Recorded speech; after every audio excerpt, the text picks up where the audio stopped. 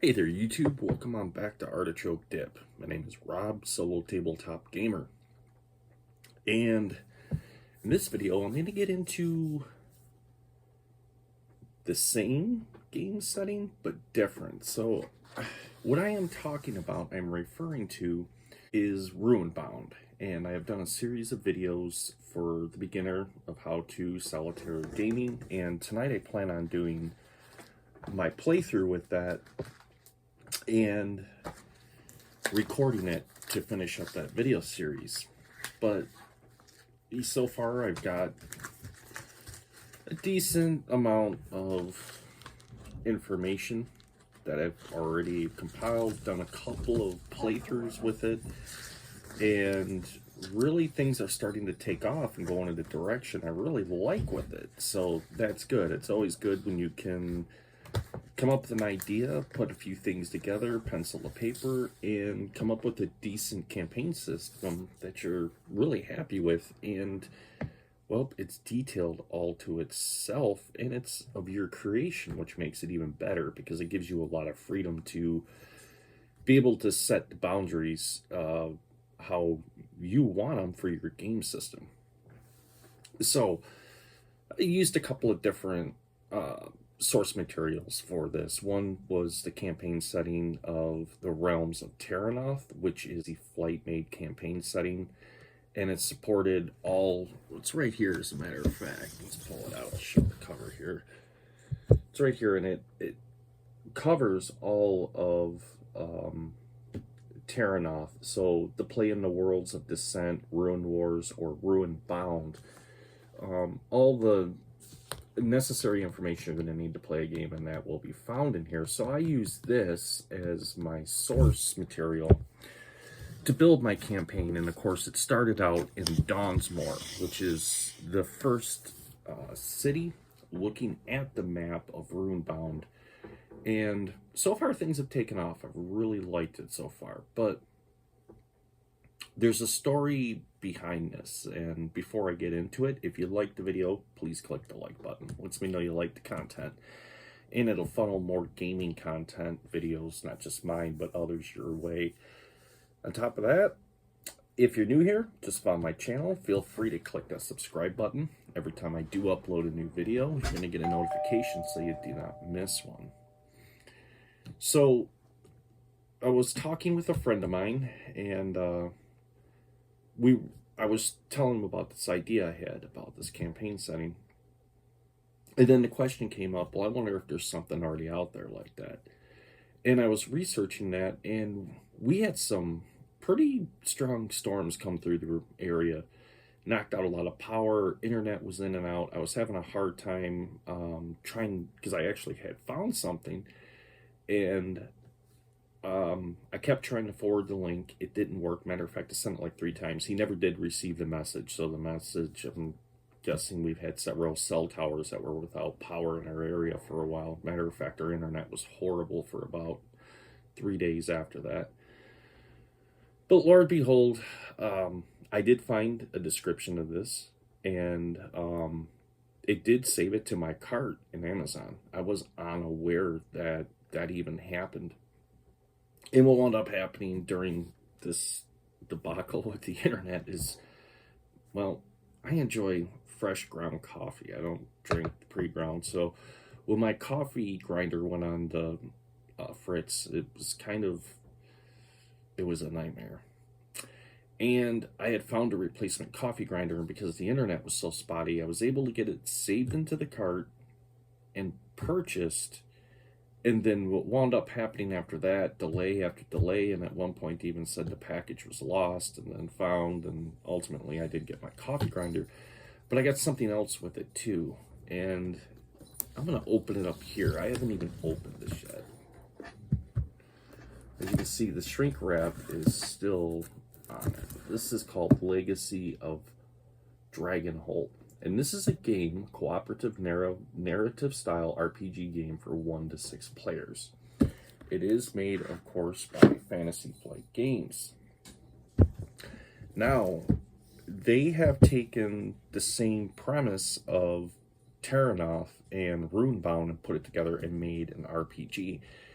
So, to my surprise, when I was trying to figure out where the hell my order was at, I was like, wait a minute, I didn't mean to order this. But it was only around 30 bucks, so I didn't really, I was like, well, it's 30 bucks. I mean, it's not really that bad for an RPG game.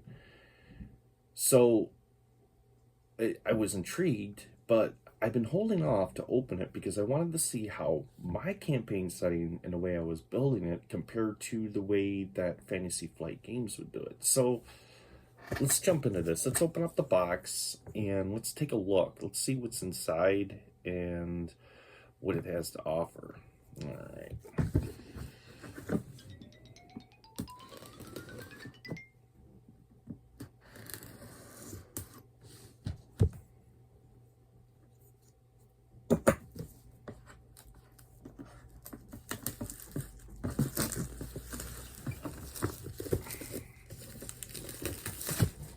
All right.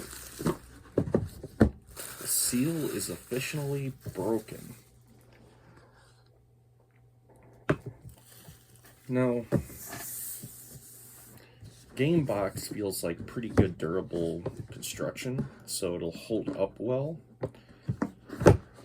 over the abuse of on your game shelf or wherever you're going to store it. So, but like everything else with a game box, over time the edges begin to fatigue and crack and let loose, and then you'll be looking for somewhere else to store everything. Now, the first thing I'm pulling out here is, it looks like equipment cards, possibly. Is that what they're giving me here? Got healing potions, wooden trinkets, love letter, swiftness potion, lodestone, strength potion, dragon masks, moon masks, frost ruins, polished shells, iron keys, war ruins. I like how this is, how they're integrating the ruins into this. Spirit mask, ruin sword, spirit blessings, dragon's claw, dragon's blood, cloth dowel, strange mushroom, and ruin bracers. And it's pretty cool. I do like the artwork on it. The fact that it feels very old schoolish. The fact that they give you the black and white pencil type, I would say, graphic here. I do like that. That is cool. And it's pretty high quality cards. I'll have to find out more about this. Let me see here. Because I just noticed the cards are also in alphabetical order, starting from A and ending on T. So that'll be interesting to figure out what that's about, because I really don't know. This is just...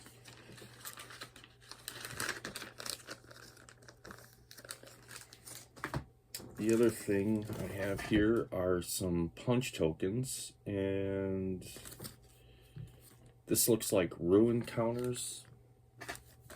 Let's open it up. Let's take a closer look.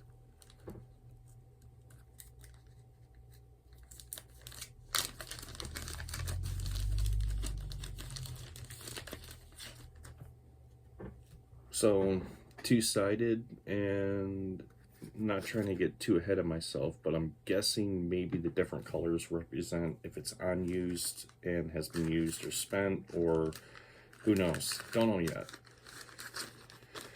Okay, first thing come to, read this first. Legacy of Dragon Holt rule booklet.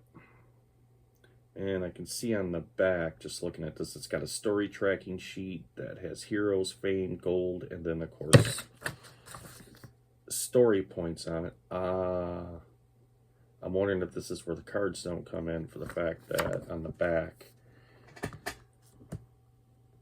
it's giving you a letter with a number. So maybe they have something to do with that. Let's just take a quick look inside the book.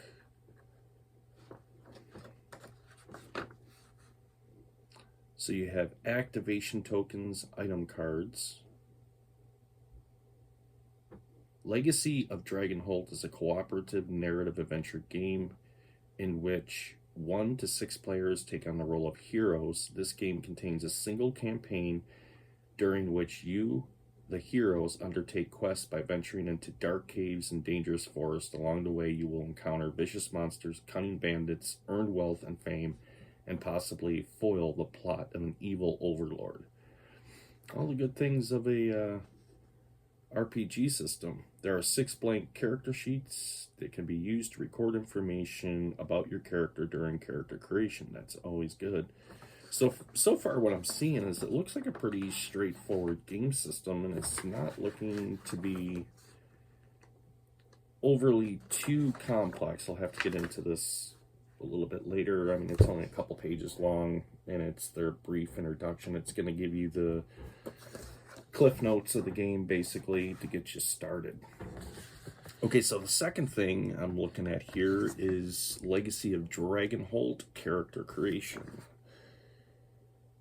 which this is going to go into characters, how to build characters, Fantasy Flight games. They always have some just excellent art, and the thing that I'm noticing that's really cool is I'm seeing a lot of the artwork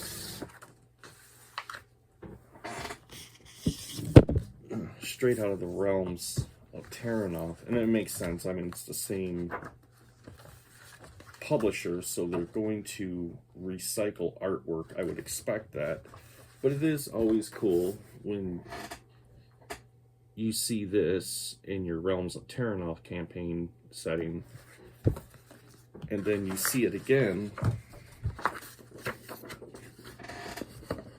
in a different context on a page, but all the same. It is very cool. So that's cool. I like that. That means everything ties in.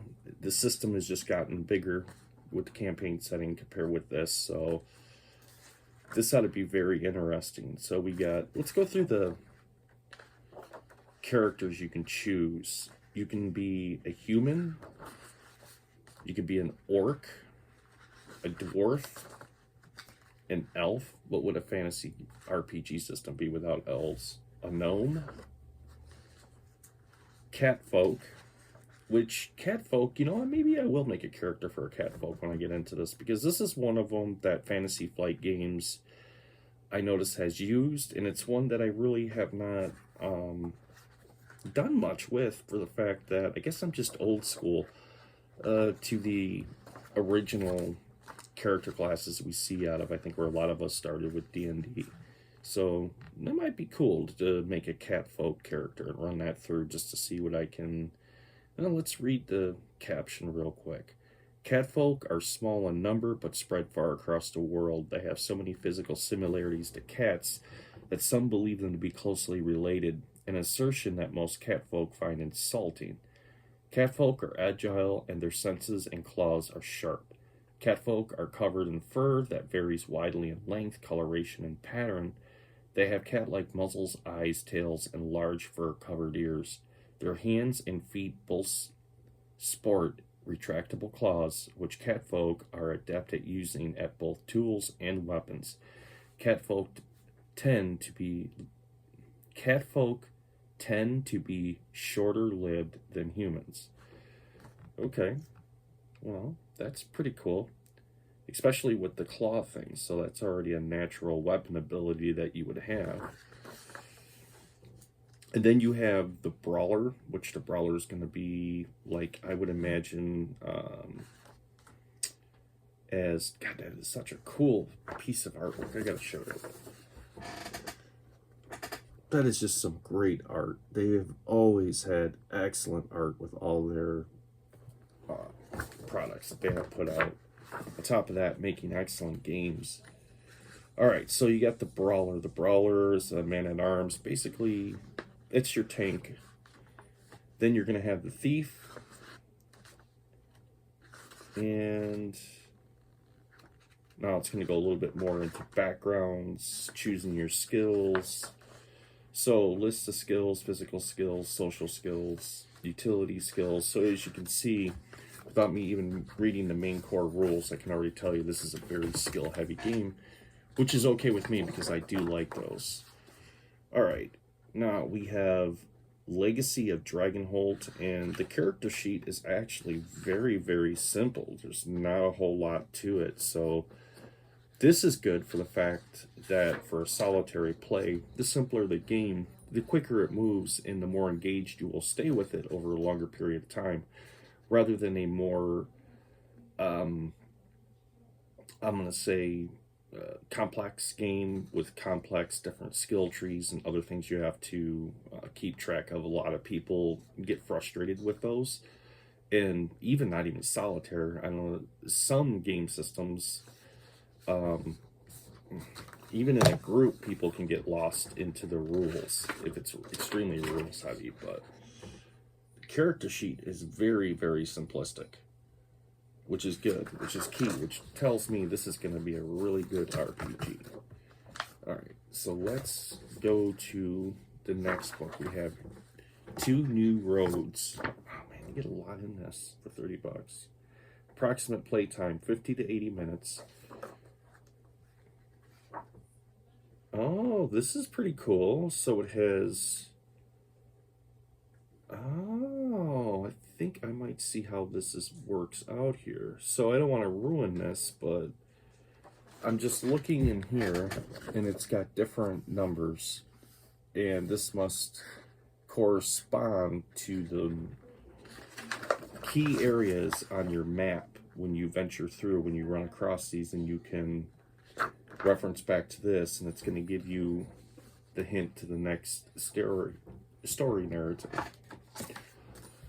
Okay, then, oh wow, that is cool.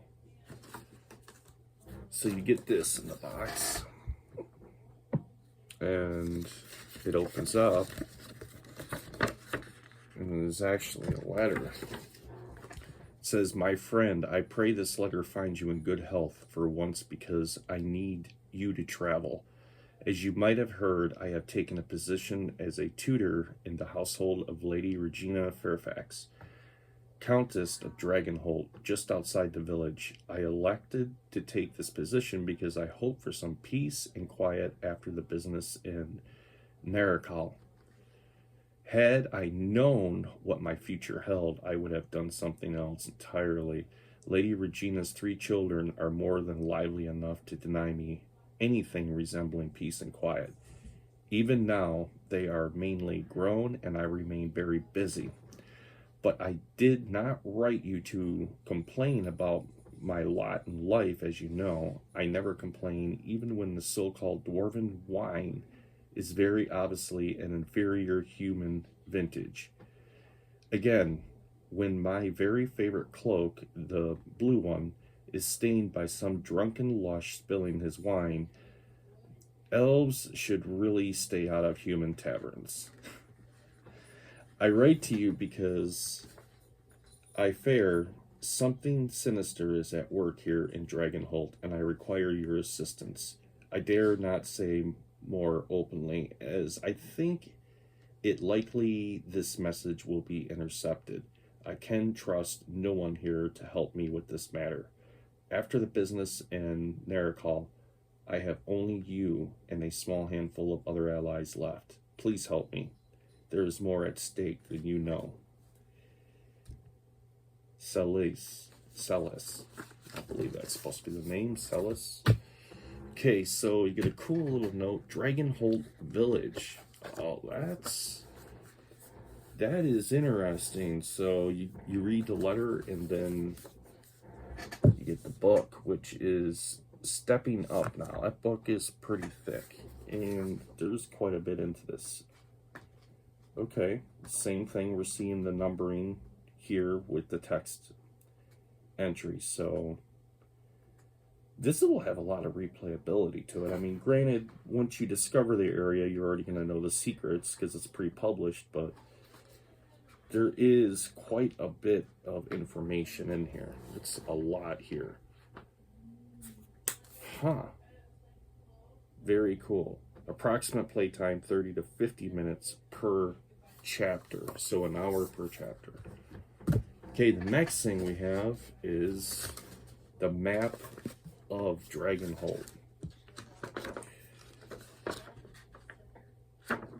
Oh, okay. So there we have it. My suspicions have been verified. If you look at the map section, you can see that there's different numbers that they put on these different areas, and those, I'm gonna guess, I'm just speculating, are going to match up with the different areas in the campaign setting to go to the text entries. Then we have Sonia's journal. Oh, wow. Quite a bit. So this must be part, I don't want to read this yet, because this must, I'm guessing, be part of the adventure. And there's quite a few entries in here that are by date. So that's probably part of the campaign, and don't want to spoil that for me. Okay, then we got Silver of Silver. In approximate playtime, 50 to 80 minutes. And once again, all text entries have a number associated with them, and this is just another, like an adventure type of setting here for you to go into with your characters. Then they have the Crypt of Car. Carton, I believe that's how you would pronounce that. Cartoon. I want to say cartoon, but I believe it's pronounced carton. The Crypt of Carton. All right, same thing. Adventure, everything is, yep. So all of your entries are numbered that way. Oh wow, there's a lot in here, man. Okay, we got Whispering Leaves, 50 to 80 minutes approximate playtime, which is another adventure module, basically, to go through in this box set to see, and then followed by another Terror on the Prairie. Approximate playtime, 50 to 80 minutes. Same setup here. Yep, all text entries are numbered. And then the last but not least in the box, we have the Paper Faces. Approximate playtime, 75 to 120 minutes. Okay, so this one's a lot longer, so there's a lot more to this, and it's a lot thicker than the others.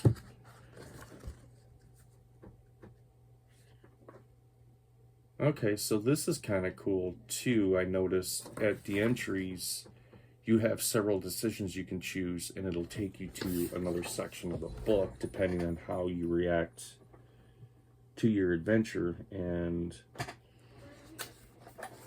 so that's a cool little touch there, where it's a cooperative game, can be played with 1 to 6 different players and gone through, but for solitaire player, that means it just has a lot of replayability. So definitely there's more in this than what I have so far built for my campaign setting.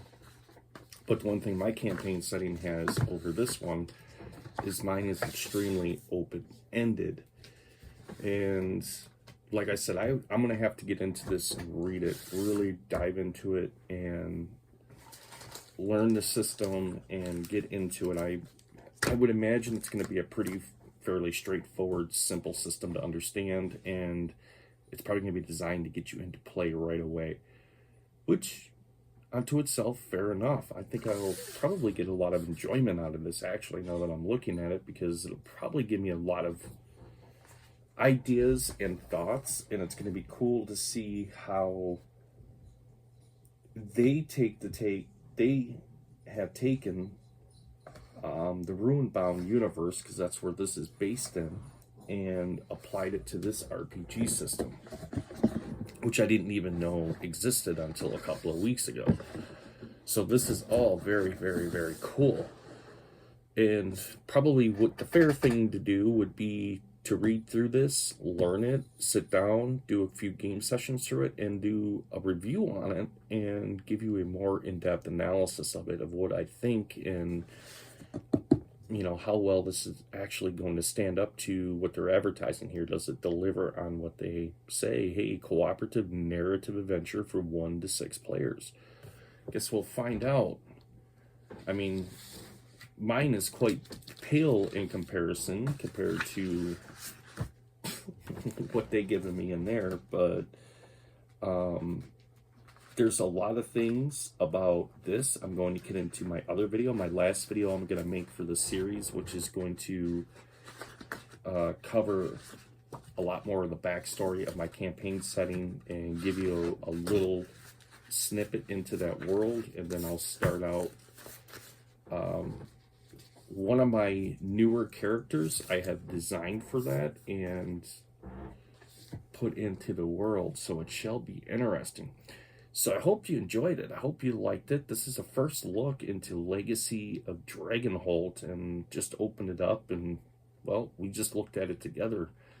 And overlooking what I see so far, I like. It's seems very laid out, wonderful, like I would expect from Fantasy Flight Games. And I can say this, Fantasy Flight Games, in my opinion, has always produced really good, high-quality stuff that has a lot of replayability to it. They really do focus a lot of attention to detail and stuff like that, to where you're actually getting a really good game system versus some of the games that we see that either put all their resources into miniatures and stuff like that, or just focus on one aspect of the game and the rest is neglected. It seems like with Final Fantasy, they do a really good job at balancing everything.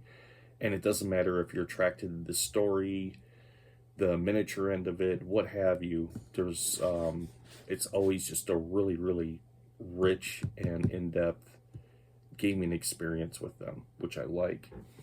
All right, my friends, but what say you?